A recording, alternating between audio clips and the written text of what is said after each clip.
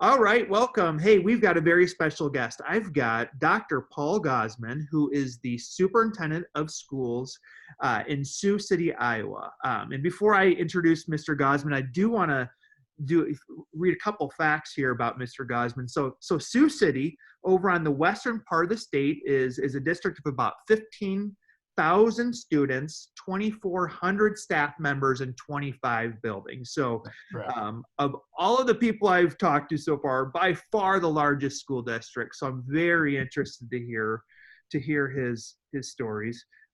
He was the 2014 Iowa Superintendent of the Year, and in 2018 he was a finalist for the National Superintendent of the Year. And beyond all those things, Dr. Gausman actually served as my mentor for my first year of being a superintendent, and those conversations have continued from time to time. So I'm excited. I'm a little nervous to have Dr. Gausman on here to share all he knows, because he knows a lot. I'm not just saying that. He knows a lot about school leadership. So with all that being said, welcome Dr. Gausman to the show. I really appreciate it.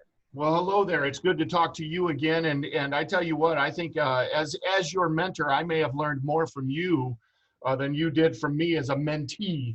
So I appreciate your work and your visibility on social media, because it helps me keep learning from you without having to call you all the time. So good things happening all across this state. It's a wonderful state for education. So well, thank you for those kind words. And as we talk here, I do actually, at some point, when I did visit you back in October of 2018, the time has flown by. Yeah. And I wrote down 7 key takeaways in my journal from that visit. And I haven't looked at it for probably a year until today. And it's unreal how many of the things I wrote down then that were new ideas, relatively new ideas, that now I feel like have become common practice. Here. So I'll get into that a little bit later, but tell us, just maybe share a little bit about your journey or your time at Sioux City, or any huge successes. You guys have like an amazing career center there. Just anything you want to highlight from your work at Sioux City or before. Oh, sure. Well, most importantly, I'm married. My wife, Susie, is a vice president of a doctor's specialty hospital here in Sioux City. She and I are empty nesters at the early 50s in age, if you will. And I'm real proud of her and her hard work. We have 2 adult children who are, our son Trevor's 23, our daughter Kaya is 29. Trevor is a student at the University of Nebraska-Lincoln, because we're not aware in our family that other colleges exist. And our daughter Kaya is the director of marketing for the Pikes Peak Library System in Colorado Springs, Colorado. Our goal in raising our kids was to have them be independent thinkers and make a difference in this world. And she is proving that we're making that happen, and Trevor's going to do the same. I was as a teacher first. I was a band director, or I'm a recovering band director. I'm a percussionist, and early in my career, my first teaching job, I was actually the marching percussion instructor for the University of Nebraska-Lincoln. And I thought at that time, my goal in life was to be a famous rock star and play drums for Journey, the band. But they've gone through about 4 drummers in my lifetime, and they have never called me. So I went from that idea on to being a band director in Nebraska, Wisner, Nebraska, Lincoln, Nebraska, Millard, which is a suburb of Omaha.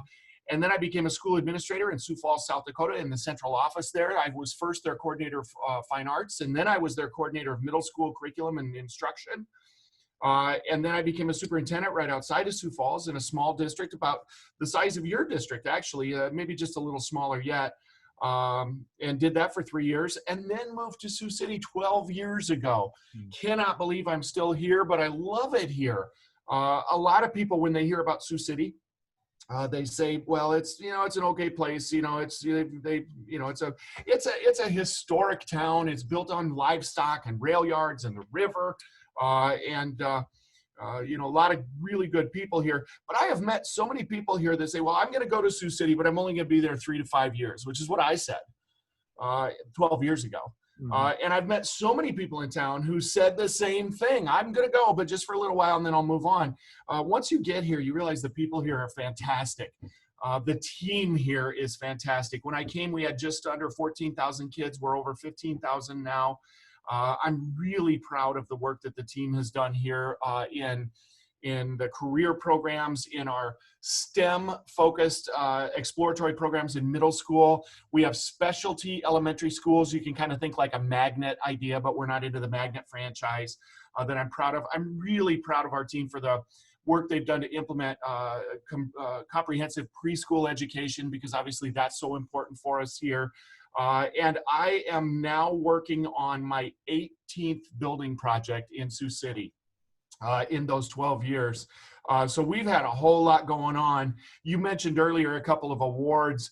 It doesn't seem right to me that all the people in Sioux City work really hard and then they give me an award for it. It just isn't fair, because they're the ones that have done all of the work. But I'm so proud to be a part of this team here. That's an awesome introduction. I had to look it up. I'm an Iowa fan. Yeah. So I had to look it up, and sure enough, at Wikipedia, you can look at year-by-year results, Nebraska versus Iowa for football. And I just got to say, 5 years in a row, man, 5 years in a row. Oh, Jared, I've been at every one of those games, no matter where they were. Because, you know, when I was growing up, it was the 80s and the 90s. Sure. It was when Nebraska was just almost untouchable, kind of like Alabama and Clemson are today, you know.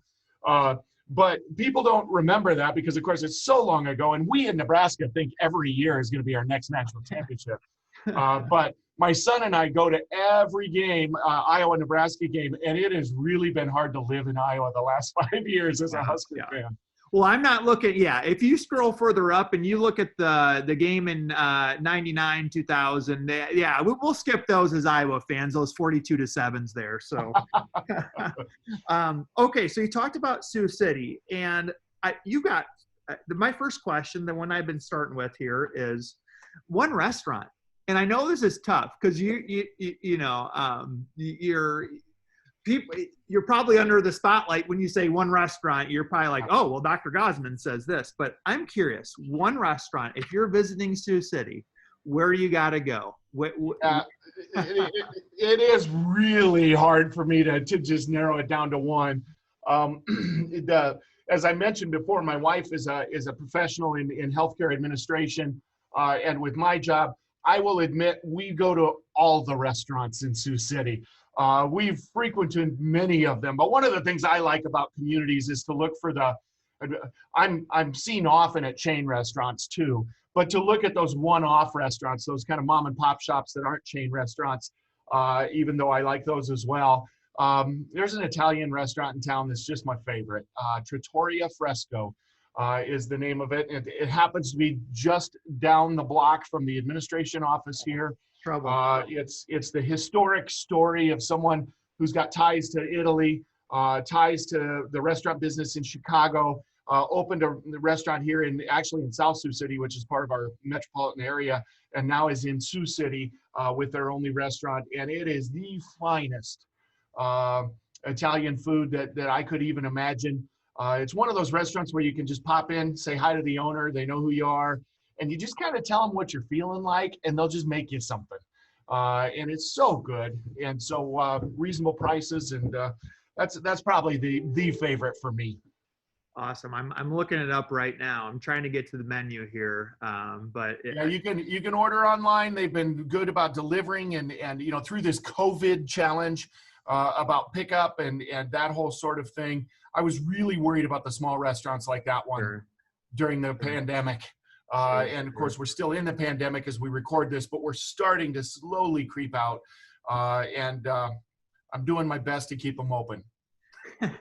Well, it's 5 stars across the board here, Facebook, TripAdvisor. So yeah, they must be onto something there. It sounds like that might be a spot to check out. I love Italian food. So, hey, great suggestion. Fantastic. Okay. So second question is the $50 purchase question. So what is the best $50 purchase you've made in the last 6 months? Yeah. Okay. So I think in the text or the narrative you sent me ahead of time, you said professional or personal. And Sure. so if Yep. I'm going to slice it in half and do one of each. Okay. Okay. All right. Yep. The best $50 purchase on the personal side has been a wood block. It's actually called a jam block. It's made out of plastic, but it's what we used to know in percussion as a wood block.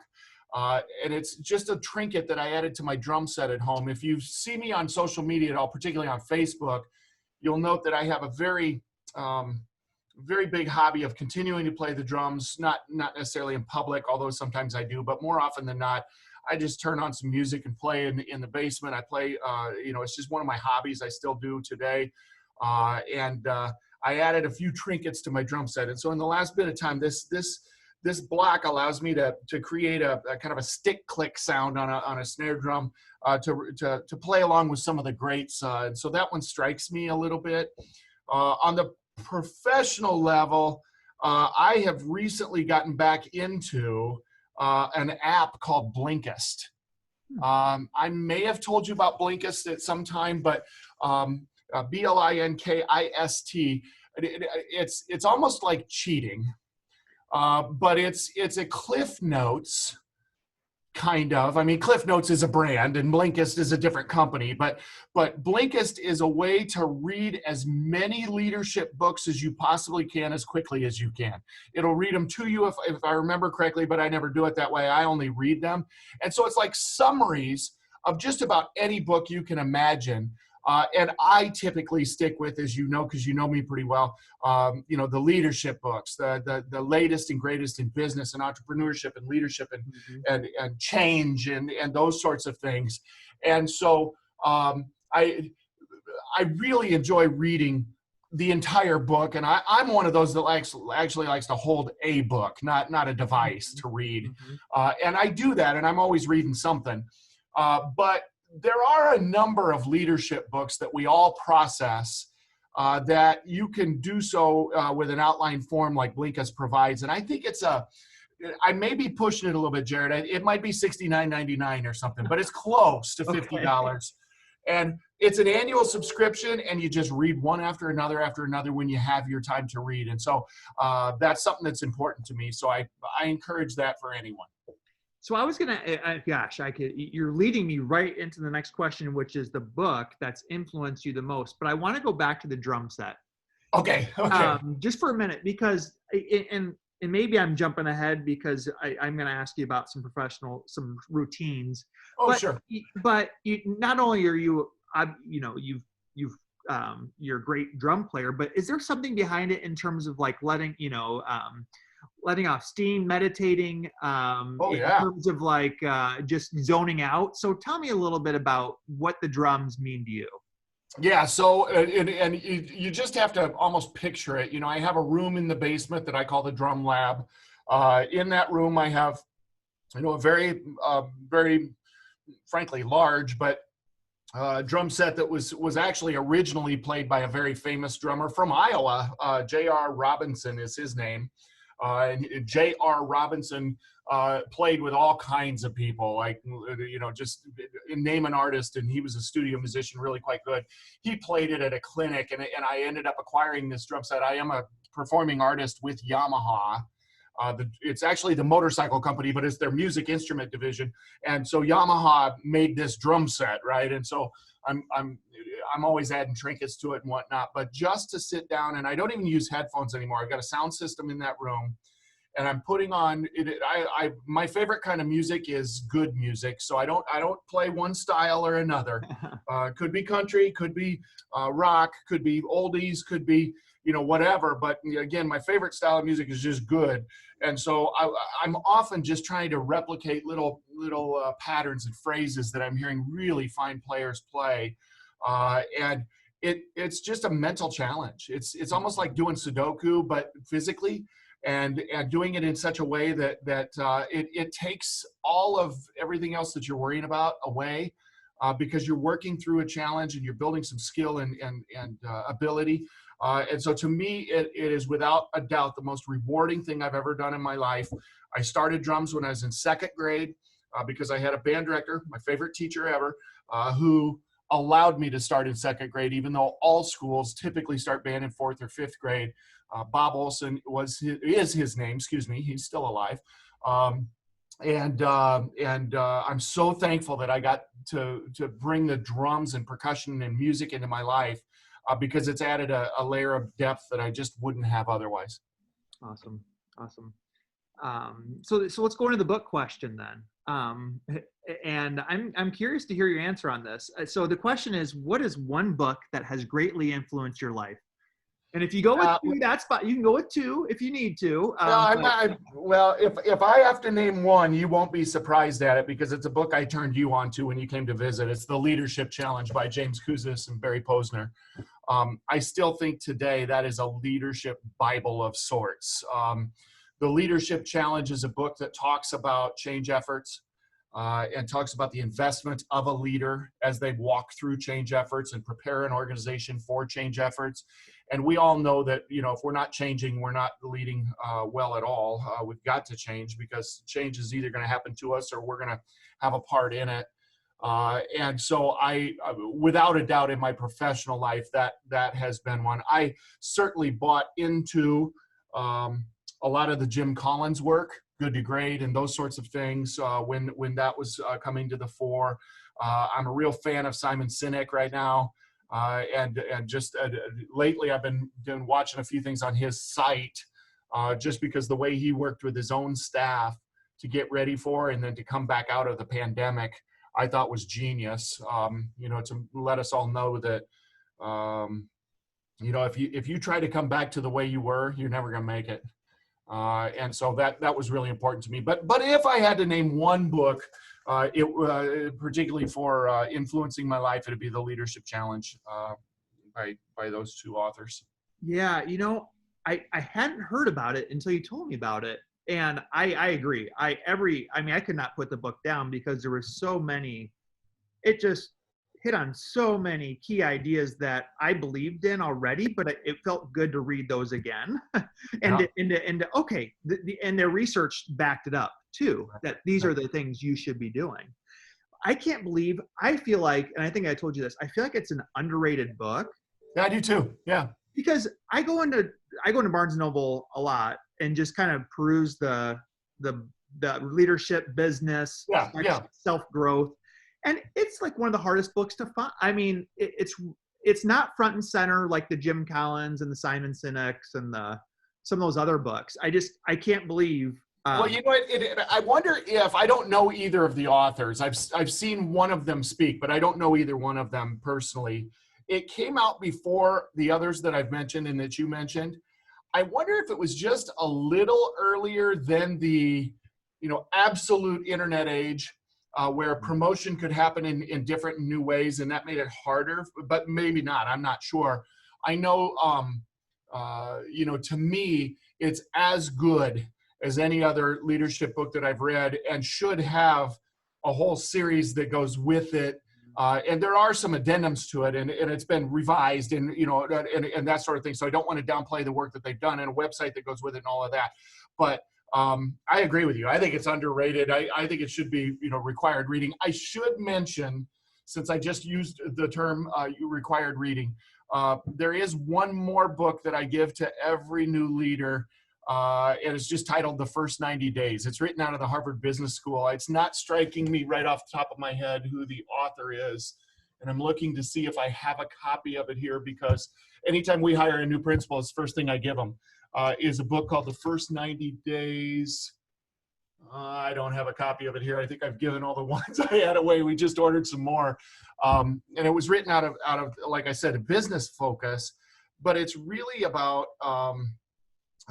what work you're going to do in the first 90 days to set up success for the next 90 years, really. Mm-hmm. And one of the things that strikes me the most in that book is that the kind of leader that got you the job that you're in now may not be the kind of leader you must be to be successful in the job. As I recall, and I don't have the book in front of me, but they use the term hunter and farmer, if I remember correct. And are you more of a hunter or more of a farmer? Are you one that goes out, kills it, drags it home? You know, that sort of thing, that mentality, or the farmer being cultivating and watering and, you know, patience and, you know, that sort of thing. And most of us as leaders are more of one than the other, but we all have traits of both. And I'm more of a hunter. But for me to be 12 years in Sioux City, I really had to become more of a farmer in some ways. And so I love that about that book. But there are all kinds of things in that book. Any chance you found the author? Yep, Michael Watkins. There we go. There we go. Yep. That's it. Yep. Nope. Once you told me to read that one too, and I read it pretty quick. It was, again, one of those you couldn't put down. One of the key takeaways I got, one of the key takeaways I took was no surprises. Don't surprise your boss. So for me, it's like, I have totally bought into that with our school board. Yeah, it's really important. I cannot, we have those conversations and about, I don't want any surprises for you and vice versa. Right. And I think it just trickles down to your leadership team too. So no, I agree. Another great book there. So you asked me what was one great book and I mentioned 4. So there you go. It always kind of turns into that, but you're pretty well read. So I think people would find it intriguing that that's the book you give to all your admin team there. So, yeah. Okay, so next question is, what is one best culture hack you have either used or seen in the school setting? Okay, and I've got an answer for this question already, but I'm going to ask you to define culture hack real quick.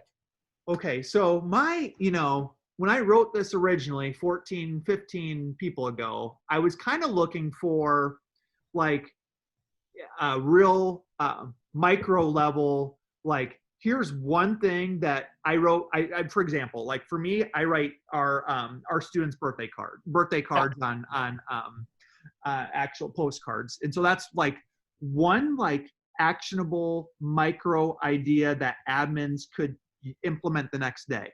Yep. Now, what it's turned into, most people are going more macro level, and they're saying, here's how we create positive culture in our district, and these are the values we hold. So you can go either way on me if you'd like, but that was kind of the thought behind it, was this real like one step that you've implemented either as a principal, as a band director, as a superintendent that really you would recommend to anybody else. Okay, so I completely understood it the way you asked it, and I'm more at the micro level, I think, but you can judge that on your own. I would say there's 3 parts to my answer. Listen, repeat, and recognize. Listen, repeat, and recognize. Clearly one of the biggest difference between being in West Central School District in Hartford, Humboldt, South Dakota, district of, at that time, 1,300 kids or something, and Sioux City, which is 15,000 kids, which we all think is big in Iowa, but truly on national scale, it's just like a small, medium-sized district, an important district, but it's not as big as some of us in Iowa seem to think. But you are hit with so many things as a leader so often that you at times just have to decide, and you don't find yourself listening well enough. And so it's really important to me that I get to the buildings, that I get to where the staff are and the students are, and that I listen to them. And the best way that I can show them that I'm listening to them is to repeat what they say. And so that's the repeat portion of listen, repeat, and recognize. Clearly based on listening, based on repeating that so that you're sure you have understanding and learning what's going on out there, I personally believe simple recognition is overlooked in school districts. And I'm going to define simple recognition as, hey, how you doing? An email, a note card, a phone call, stopping into a classroom to say, hey, I heard this, and boy, that's really cool that you did that, and great job. Whether that's a student or a staff member. I think we tend to put a lot of focus on teacher of the month or the year, or, all of those sorts of things that are more formalized, and those are important too. I don't mean that they're not, but simple recognition is overlooked and underutilized, which I think can come from listening, repeating what you're hearing when you're listening, and then deciding what you need to get out there and recognize. We start every administrative meeting that we have with the administrators all filling out at least one thank you card. I don't say to whom. I mean, they can pick whoever they want. But I believe that just, and it's been interesting since I started doing that, I don't know, 6-7 years ago, where everybody fills out a thank you note. I see those when I go out and about in the district on people's bulletin boards or taped to their computer, or, whatever. These cards mean something to them. We also started a program here for simple recognition that we call successory. It's a word we made up. Actually, it's a word my wife made up. We have this successory program here that we're moving digital now, but it's where students take the opportunity to just say thank you to an adult who works for the district that made a difference in their lives. Could be the bus driver, could be the custodian, or building engineer, if you will, could be a teacher, counselor, nurse, whatever. And it's a simple format that we use. It's all over our social media. It's on our website, but where the students are asked to fill out successory forms to just give simple recognition. And a copy of that simple recognition comes to me as the superintendent. It goes to the person receiving the recognition. And it also goes to our communications department, because it makes up some really great social media posts that we wouldn't have known about any other way. There are so many things that happen every day that are so great, yet you never hear about them. And so, again, my answer to that is long, because I'm a superintendent. We all talk too much, but listen, repeat, and recognize. I think those are the things that I would say. One thing that, and those are, I really appreciate you kind of getting down in the details, because that's the stuff I think people like hearing. And I think a lot of times, at least my perception is that, like, the bigger district you get, the harder it is to, like, do those things. But the one thing I noticed when I visited you is when you did visit buildings, I mean, you had no problem going up to staff members, having a conversation. You obviously knew all your admins really well, but even some of the staff, I mean, it was just fun to watch. In what I wrote down, one of my key takeaways I talked about earlier was my number 4 takeaway was, if you can be visible in Sioux City, which I thought you certainly were, I definitely can be visible in my 3 buildings here in South Tama County. So, I think it was definitely noticeable when the conversations you had were authentic. You listened, I noticed you repeated things, but it was just, I believe everything you're saying, I saw with my own eyes. It's hard as superintendent, because you feel an onus, obviously, to the taxpayer and the board. And you feel like if you're out wandering around in buildings, I don't remember who used that language first as a leadership coach, but, leading by wandering around, you feel at times like you're not doing enough to return the investment to the taxpayer for even your salary or the work that you're doing. But if you let the job take over, you'll be stuck in your office all the time. There's no doubt about it. There's always something to do. But I have learned how important it is to people. They don't want to necessarily see Paul. They want to see the superintendent, and that the superintendent is making time to be out in the building and listen and try to learn and make a difference. And there have been some times where I haven't been as successful at making my way around, and you can see it. You can see it in what's happening in the district. Little things kind of pop up, and boy, you just got to roll up your sleeves and get back out there and build relationships again. The tougher that things are, when things are going tough, that's when it's the hardest to get out and be around and be in front of everybody. When stuff's all over the media and negative and blah blah blah, but that's the most important time to be out and about. It's easy to go out and about when some award was just given to some department or whatever. That's when it's easy. That's not when it's most important, however, in my opinion. Mm-hmm. Mm-hmm. Kind of ties into my next question here. Professional practices, and I'm sure your professional practices have changed over the last 12 years that you've been at Sioux City. But what is one professional practice you utilize that you would recommend to others?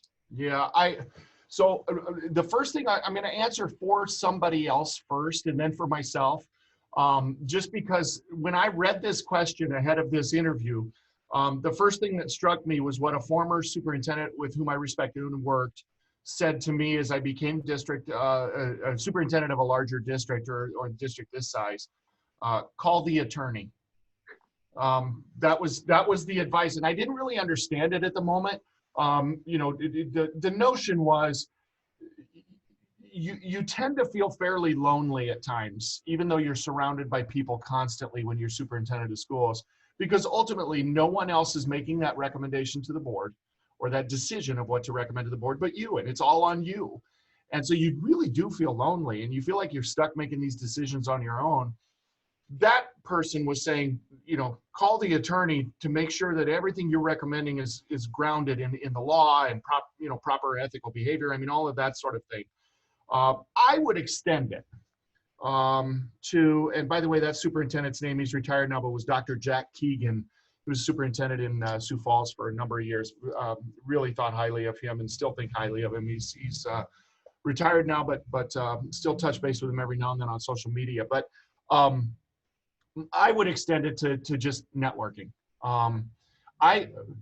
I remember reaching out to you in the middle of the night one night because I was thinking something different than you were about how to pay or whether to pay staff during the COVID shutdown. Do you remember this conversation? I kind of do. Yes. Yeah, and so because you were sharing something, and I don't remember if I was reading your blog or if I was reading something you put on social media or whatever. And I was bouncing, my perspective at the moment, which I think was a little different than yours. I was bouncing it off of you just to kind of see where because at that time, if I remember, I don't remember all of the details, but at that time, we actually thought there might be better for staff members if we actually furloughed them rather than continue to pay them. And when I say might be better for them, they would retain their benefits, retain their employment, and get more money. And so I was wrestling through that. Well, eventually none of us did that, and that wasn't what the original intent was. But it was right in the heat of all of that. That's an example of a time where I'm not shy to talk to anybody about learning different things. I'm real proud of the Urban Education Network in Iowa, which, a lot of people think urban and Iowa don't go together. It's an oxymoron. But there are 17 school districts that create the urban UEN, if you will, districts of Iowa. And even though we're only 17 of 330 districts, we're about 40% of the total student population because we all happen to be a little larger and we're no better, no more special than anyone else. We just have common themes. And so when we work together, so I lean on, Tom, the superintendent in Des Moines, or Steve, the superintendent in Iowa City, Jane in Waterloo, Vicki down at Council Bluffs. We talk all the time in our own way, at our own time. It could be text, could be email, could be whatever. And I think we tend to get kind of into ourselves and so focused and lonely feeling. You got to network and lean out to try and figure out different perspectives so that your decisions are sound. That's just a great, it's so cool to hear that large schools. Again, you did a really good job of kind of putting in context, but I think of Sioux City, Waterloo, Des Moines, Iowa City as large school districts. But it's so cool to hear that you guys are willing to reach out to each other too and pick each other's brains. A lot of us new to the profession of school leadership, whether it's either principalship or superintendency, we were like, oh, I'm not sure what to do. I've never experienced this before. Yeah. But it sounds like no matter what size district, it's good to have those people to kind of. This year, we talked about it before the show. This year, we've seen some things that you've never seen before. And it's good to be kind of in unison with those other districts whenever possible, because it helps justify your decisions. Yeah, we all learned how to do it on snow days, right? Yeah. We all talk to one another at 4 a.m. with the surrounding districts to say, hey, what are you doing? Are you going to call off school or start later? What are you going to do? But there aren't many blessings of COVID or the global pandemic, coronavirus, but one of the blessings has been this. I mean, just this notion of people talking more with one another and figuring out, how many people said all along, well, we can't do things as well digitally as we need to. Well, let's have something like COVID happen. We'll figure it out. And so we're connected better now than we were pre-COVID. And I think that's a good thing about COVID. It's not, again, there's more negative than positive. But I'm thankful for that because I'm the kind of, this about me, but not a lot of people do. And if you only read what you see on social media, I'm all parts of evil of some kind or another. But that's just part of being a leader. But you know, the truth of the matter is I want to be really like laid back and approachable. And, you know, I would hope that you always felt comfortable calling me or texting me, and I do you as well. Because just because the district I'm serving is a little larger than the district you're serving, sure doesn't mean I have something figured out that you don't have figured out. We can help one another. And so that's really important to me. So, hey, Dr. Gausman, here's the next question, kind of along the same lines, but I'm curious because you seem like you think through these things quite a bit. You're a busy guy, so you're trying to be as efficient as possible. But what would be one new habit that you've picked up over the last 5 years that has most improved your life?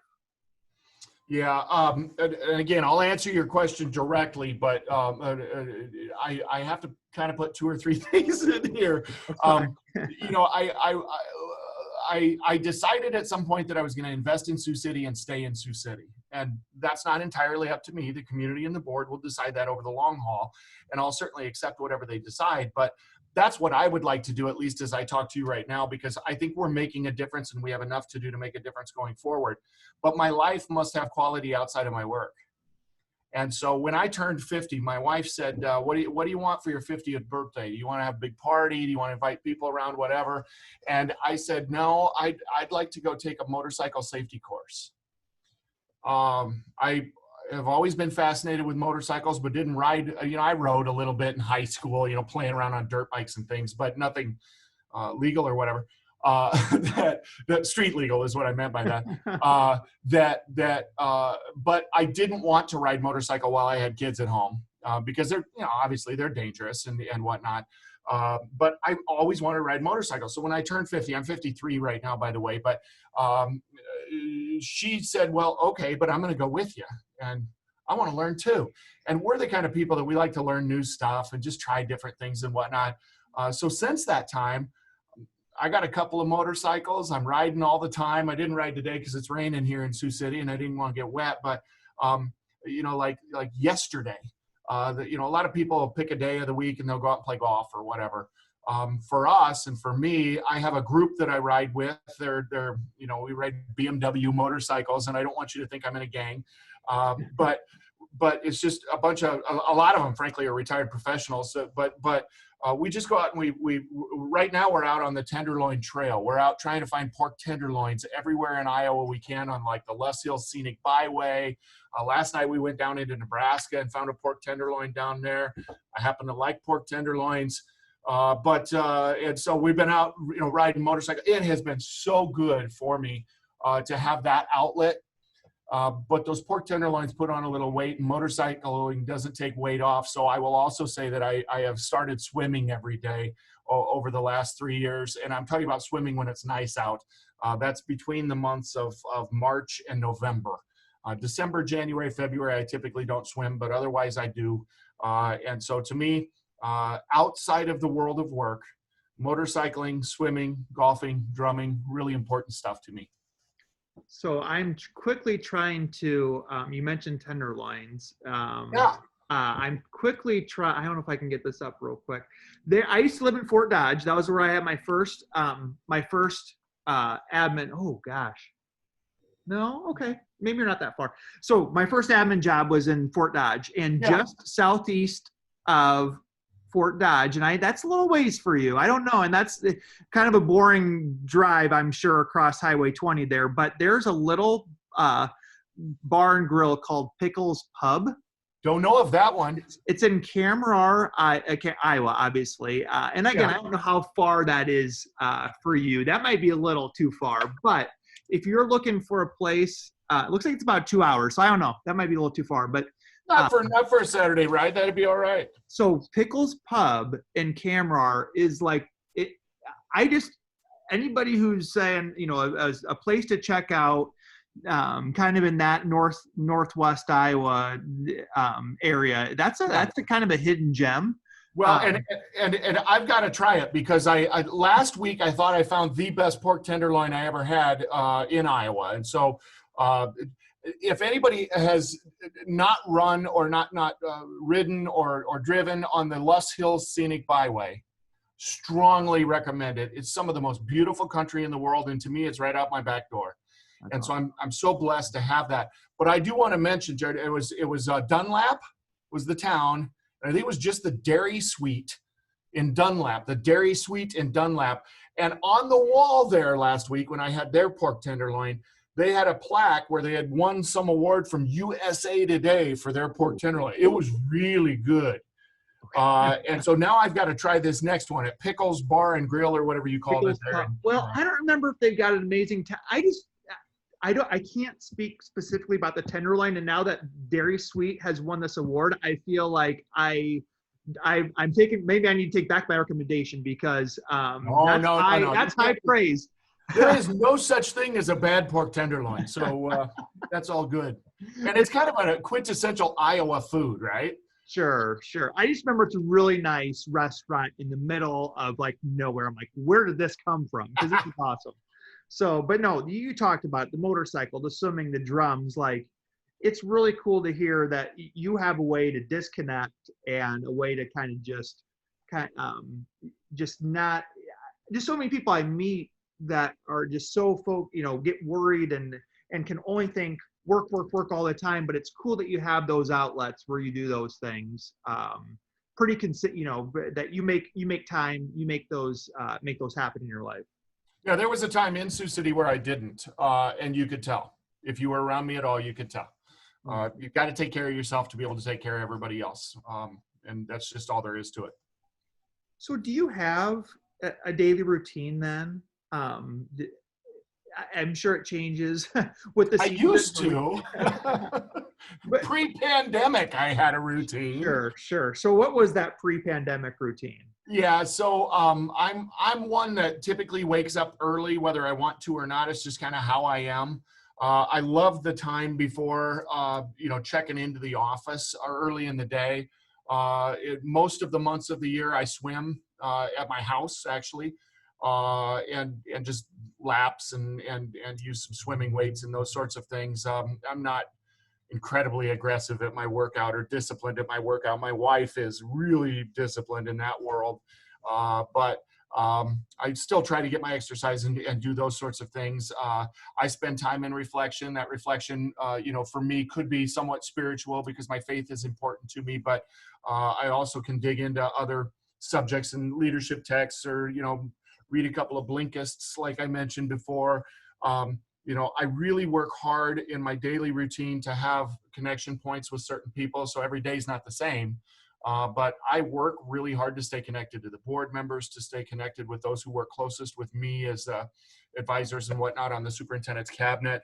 I typically make sure that we find a way to have dinner together, my wife and I, one way or another. Sometimes we'll meet at this restaurant or that restaurant. I love to cook. Particularly outdoor cooking, like smoking and grilling and that sort of thing. But more often than not, we're eating out. That's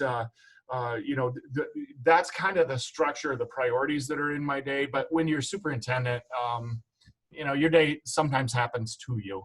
Mm-hmm. And so you deal with that as best as possible. I think it isn't, really, when you've worked well with a team of people. I'm so proud of the team of 12 people that I work with here most closely, because they and I think we've kind of hit a stride here where we can make decisions that others would make for the sake of one another, and we respect and trust and support one another. And I just think that makes it a little more comfortable over time. I'm going to come back to one more takeaway I had when I visited you. And you talked about the people who report to you directly. Sure.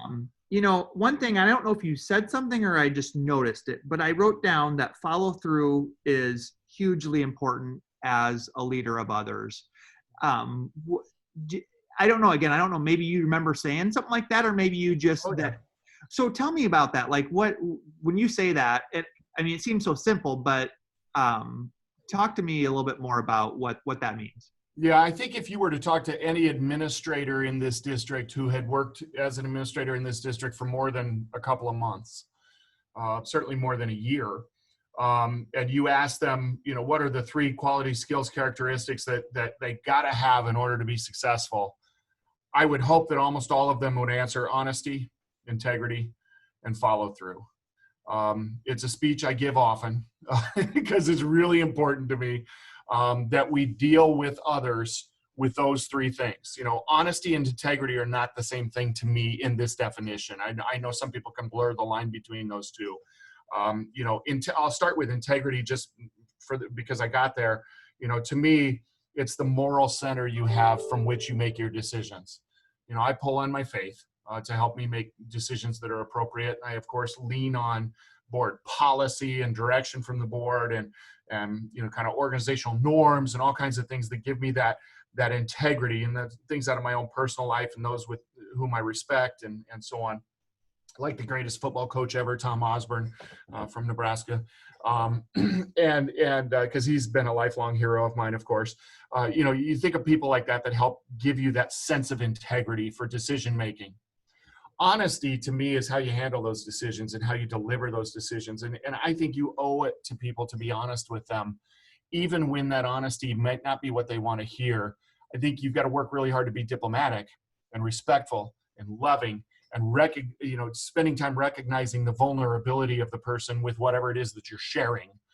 But honesty is really important. So there's honesty and integrity. And I think more often than not, when I hear somebody complain about an administrator, I'm not getting the success that I want out of this person, it's all about follow through.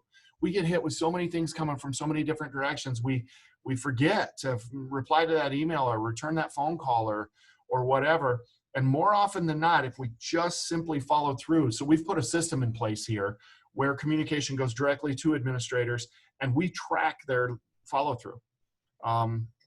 I can tell you, I mean, if you were to, I wouldn't do it right now, but if you were to ask me, hey, the principal of this middle school or high school or elementary school in Sioux City right now, what's their response rate?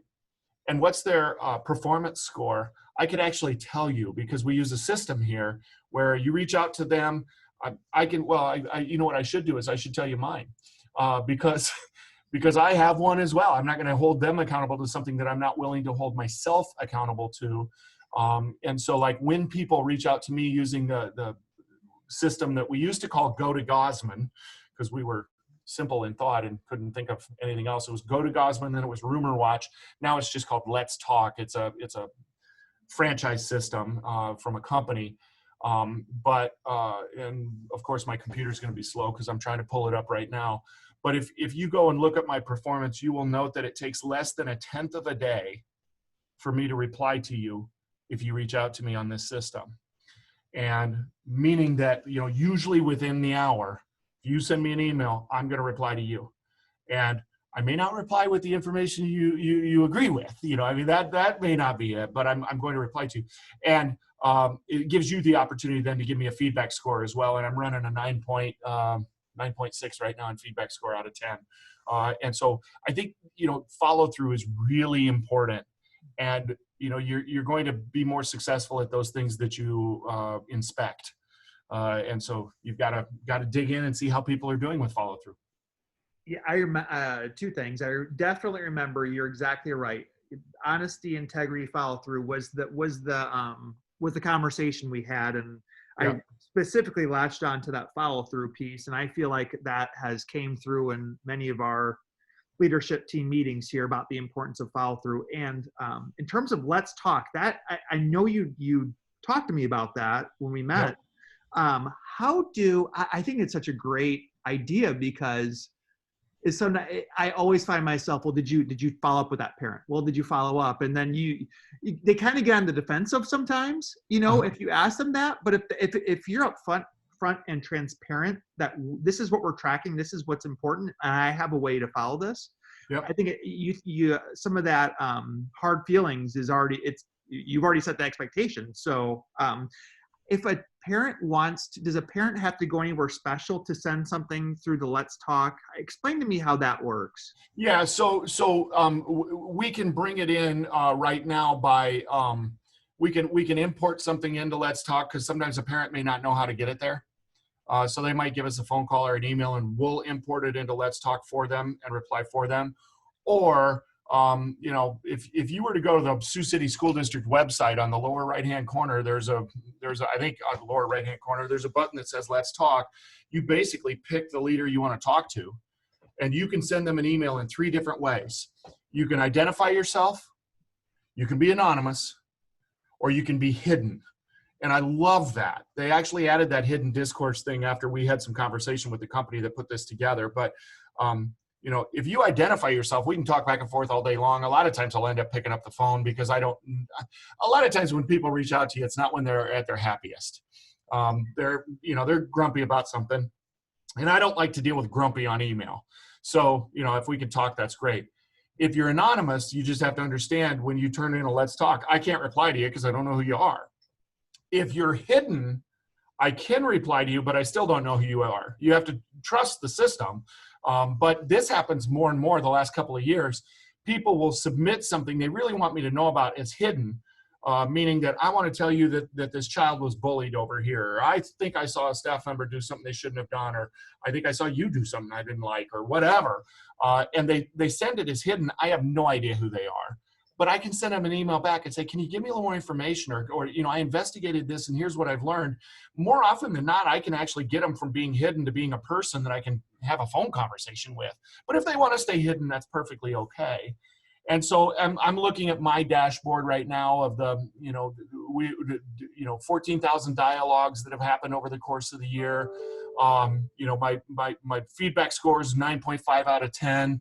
I'm running just under half a day in terms of response rate, meaning I'll respond to people quickly.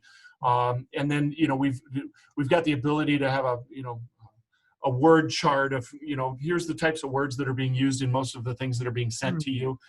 So as I read some of those, going, staff, like, parent, need, hi, thank, no, help, name, teachers, time, music, just the kind of words that people are most frequently saying as they're reaching out to me in these voices.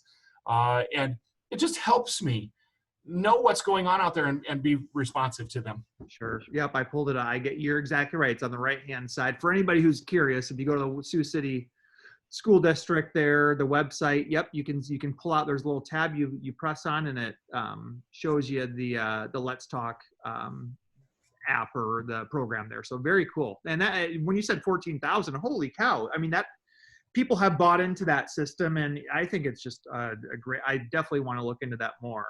Yeah, it's not free, but it's worth it. It's an investment. And we put signs up kind of like election looking signs, yard signs all over the district saying, have a question, have a comment, have a compliment, let's talk, and just here's where you log on and let us know. Excellent. Well, I'm looking at the time here. We're about 53 minutes in, and I try to limit these to 1 hour. So okay. You saw the questions there, 8 and 9. Commonly held belief and a single coolest goosebumps moment. Which I'll let you pick one there that you want to answer, and we'll finish on that question. I'm going to answer them both because we got just enough time. Hey, okay, do it. Commonly held belief in education that I disagree with is that education should be a bureaucracy. That simple. If I can push decisions down to those closest to the kids, we're going to be more successful. If we get rid of the bureaucratic hierarchy, that's important. The single coolest goosebumps moment I've had as a school leader, it's hard to pass up graduation. I'm not one of those graduation superintendents that give graduation speeches that quote a whole lot of people. But I always like to say, I think it's Mark Twain that said that the 2 most important days in your life are the day you were born and the day you figure out why you were born. Our goal is to help them figure out why they were born so that they can go chase that when they leave here. So they leave us with a diploma and a plan for their future. And that's why my graduation speeches, when I give them, are all about the kids. I just talk about the highlights that they had in their 4 years of high school or even beyond. But it's hard to overlook a day that happened a couple of years ago where our brand new Air Force Junior Reserve Officer Training Program, JROTC program, brand new program, I took a number of the cadets with me to Washington, D.C. with the Chamber of Commerce, and they actually crafted their own statements of lobbying for public education. Met with Betsy DeVos because she was brand new at that time. Met with all of the representatives of Iowa, Nebraska, South Dakota, the senators and representatives, and to watch those kids that grew up in this AFJROTC program and to watch them articulate deep positions in education and Capitol Hill was one of the things that struck me when I first read that question. There, I did them fast so that we didn't go too Oh, long. no. Hey, you saved you got about 5 minutes left there, quite honestly. But I remember I remember when I went to visit you, I think that had just happened or it was just going to happen. And I remember walking through your career academy. Are the OTC kids part of that career academy? I don't know if They are. Okay. Yeah, they are. So that's cool. I mean, gosh, what a moment that the kids will never forget the rest of their life, Yeah. And I'm so proud of that career academy that's been built here, because a lot of districts have career academies, and I'm thankful that they do. But I'm really proud of ours and the focus that we have in ours, where we've got now almost 35 career pathways that kids can work their way through. They don't have to pick one. They can be in more than one if they want. We are large enough, but just small enough that we can have a singular housed career academy and bring the kids to the career campus so that we don't have to replicate the programs in three different high schools. We do have 3 traditional high schools in this district plus the career academy.